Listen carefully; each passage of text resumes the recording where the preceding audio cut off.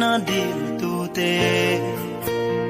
chan cha ki na thir I o ngai tha enge I soi chin le sual vanga mual phau lau tho na vanga hum him I dil thinem a chan chering su juda khathir mai ro sim na tello pian thar ato lo ve cross theng lo vanun chan ten chan dam an lo si lo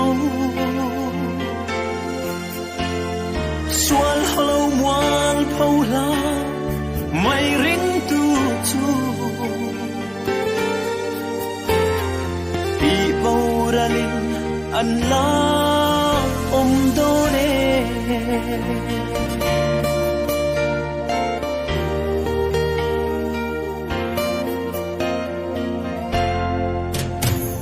ituar na zong le ilung ai na te Krista vanga ni em iti sa du than na shuai na vanga lungai em ni ini ibuai na chin fel hui tu ra tan chau iswa idu thinem ani chuan len hui atan adu che singa del lo pian thar ato lo ve crossing lo vanun chan ten chan dam an lo si lo sual halo muan phau la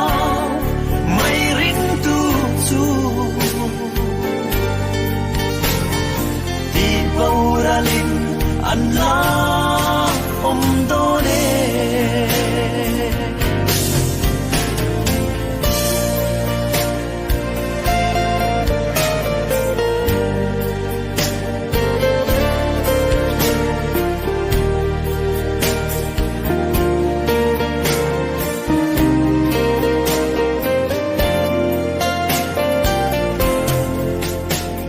Karawa bultan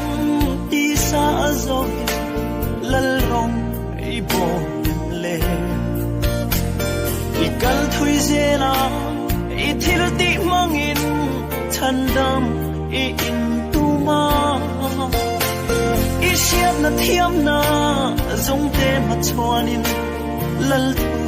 isu thinem imuan phau na zo ka lal alo moyang singa del lo pian thar ato lo ve crossing lo vanun chan ten chan dam an lo si lo sual halo muan phau la mai ring tu chu di boralin an la do le di boralin an la do le